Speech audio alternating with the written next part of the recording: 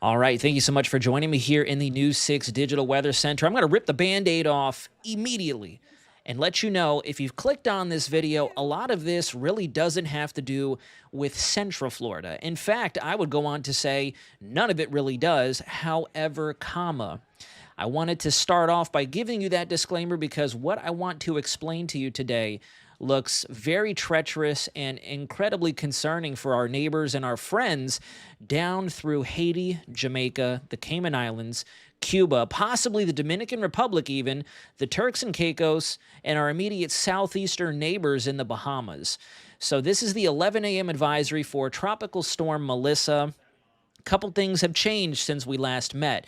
Reconnaissance air crews have been carefully surveying this system and taking their dropsonde observations and then plugging them into our hurricane analysis forecasting models, the HAFS A and B, the HWRF, the HMON, the higher resolution computer models that will crunch this information in terms of not only what's going on in Melissa's local environment to direct and steer the storm, but more so look at what's happening inside the system, the structure and the internal mechanisms that drive the storm's strengthening or lack thereof. In this case, if you look at the central pressure, we're down 3 millibars and the winds are still hovering around 50 miles an hour, but look at the movement. Melissa, for all intents and purposes, has yanked the e-brake on its forward progress, and we have almost completely stalled out in the Central Caribbean, south of Haiti, south of Jamaica. Now, we are anticipating this is going to start to move towards the north, feeling a bit of a weakness in the upper ridging that has kept it sandwiched down there. But then look at this. Look at the latest track forecast from National Hurricane Center. We're picking up on the potential of this becoming a very dangerous major hurricane as it comes very close to the island of Jamaica. Haiti, you might be dodging a bullet, but you're still likely going to see a lot of rainfall and some pretty hellacious coastal impacts. But it's our friends down there in Jamaica and the Cayman Islands, because this isn't the end of the track. And if you notice, this is out to 7 days, so it's not exactly like this system's going to be in a race to get up out of there. And on top of that, I once again want to say that National Hurricane Center might be on the conservative side, and I'll show you why. When you look at the infrared satellite for Melissa, and I have a different color table on here. This is different. These are your colored tops because I really want to show you just how vigorous and deep the convection is that's firing near where that low-level center of circulation is. I don't ordinarily use this because we haven't had a robust system close to densely populated areas in a considerable amount of time. Sure, we had Humberto, we had Aaron, we had Imelda, we had Gabrielle, some of our stronger systems, but they were rapidly curving away from pretty much everyone. In this case, so early in its life cycle, you can see Melissa is beginning to feed off of those very warm waters and probably some of the most optimal upper level conditions we've seen for much of the hurricane season. When you take a look at our latest spaghetti guidance, they're still not really doing us a favor, but we are noticing a slow westward curve in a lot of the track guidance. If you notice, there are still a few members that take it up towards Haiti, scraping past the western border of the Dominican Republic, but then a lot of them are really zeroing in on Jamaica, Cuba, and the Cayman Islands. And then eventually, once the system crosses from there, the Bahamas and the Turks and Caicos are right up after that. What has me very concerned, and I'm not going to sugarcoat it or butter it up. It genuinely has me worried for our folks down there. When you look at the deep ocean energy, some of us tropical analysts and specialists will use terminology like upwelled to death. Upwelling will ruin the storm.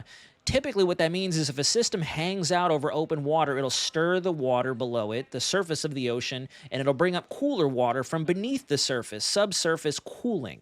That's what's called upwelling.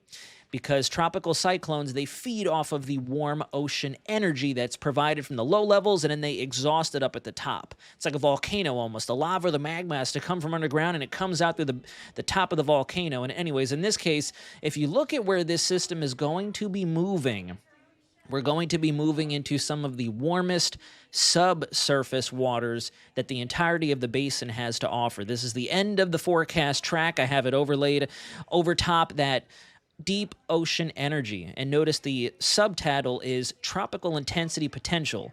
And that's why I almost want to say that National Hurricane Center is still erring on the side of caution in terms of how much they crank this system up in forecasted intensity. When you look at the steering pattern, as this first trough that's coming through us right now moves out, we're going to lose the weakness. And that's why it's going to get a little stagnant down there and get stuck near a couple of the islands.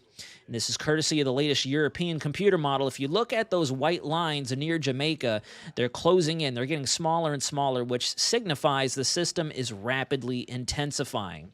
And then when you come over to your upper level winds, as it meanders to the west, I want you to really focus in on where my arrows are drawn. There goes what could be Hurricane Melissa by this weekend, wandering into an area where, if you notice, the shades of color, they dissipate from the reds, the yellows, the greens, the blues to almost nothing.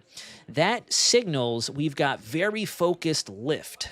Very focused vertical motion. That is an exhaust mechanism to where if you have any type of a tropical wave, tropical disturbance, let alone a strengthening Category 1, Category 2 hurricane, the ceiling for this event could be much higher than we've seen for pretty much the entirety of the hurricane season. So again, if you've watched to the end here, some good news. If you're a Floridian, we're so far in the clear. The window of opportunity for this storm to try to come towards us, let alone the Keys, the Straits, South Florida, is closing.